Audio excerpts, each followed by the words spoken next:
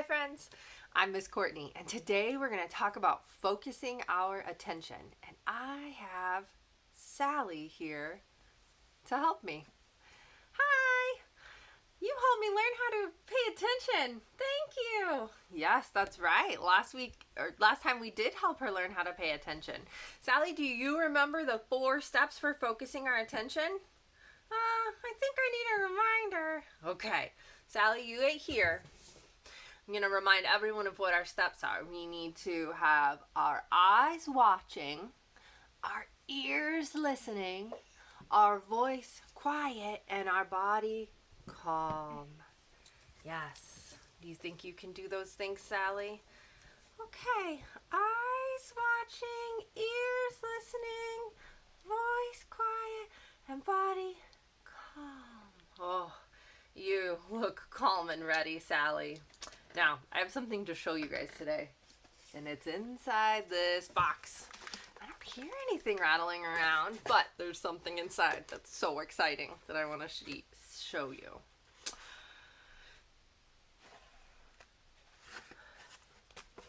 These are my attent-o-scopes. They help me pay attention. They're like binoculars, but for paying attention. And I can focus my attent-o-scopes on something, and then even when I take them down, I'm still focusing my attention right on you. And I'm going to go ahead and show you how I made these. This is made from a tube from the inside of a toilet paper roll. And what I did, you'll want to get a grown-up's help for this, but what I did was I snipped the toilet paper roll in half. Whoop. The pieces flew apart. And then you have 2 toilet paper rolls. And I took a piece of tape and stuck them together to make my attent-o-scopes. So, if you want to make a set at home, once there's an old toilet paper roll, you can ask a grown-up to help you cut it. And then you'll have your own attent-o-scopes. Awesome. Now, if I'm focusing on you, can I see Sally? No, when we're focusing our attention on one thing, we can't pay attention to anything else. So I'm going to focus my attention. Oh, Sally, I'm focusing my attention on you. How does that feel? I feel special. Oh, yeah, you are very special, Sally. Thanks, boys and girls. Next, we're going to sing a song.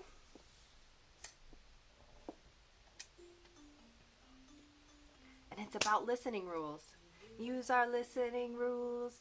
We use our listening rules. This is how we all can learn. We use our listening rules. We focus our attention. We focus our attention. This is how we all can learn. We focus our attention. And to focus our attention, we use our attent-o-scopes to help. If you don't have any, you can also just use your hands and make some and help you focus in. Now, we are going to check out this picture. I want you to focus your attention on me as I talk to you about this boy. Okay? This is Alex. Alex really enjoys art. The teacher is giving directions for how to make a sponge painting. This is Alex's first time making a sponge painting. He wants to learn how to do it. The teacher says, first, dip your sponge in paint, then press it gently on your paper. Alex watches and listens to the teacher. His eyes are watching and his ears are listening. His voice is quiet. Oh, and I can see his body's calm. So Alex is following the listening rules. We can look at his body and see that. When you focus your attention on something, you're using your brain, your eyes, and your ears. And when you focus your attention, it helps your brain grow stronger. Isn't that awesome? Yeah. Who remembers what the first step of sponge painting was. Does anyone remember? I want you to think, the teacher said, I remember, first you dip the sponge in the paint, and then you gently dab it on the paper. Great listening and remembering, boys and girls. The last thing we're going to do today is we're going to read a story, and it is The Very Hungry Caterpillar by Eric Carle, and this is a book that I've had since I was a little kid, and it's here at my house, and my kids read it too. So I'm going to share it with you. In the light of the moon, a little egg lay on a leaf.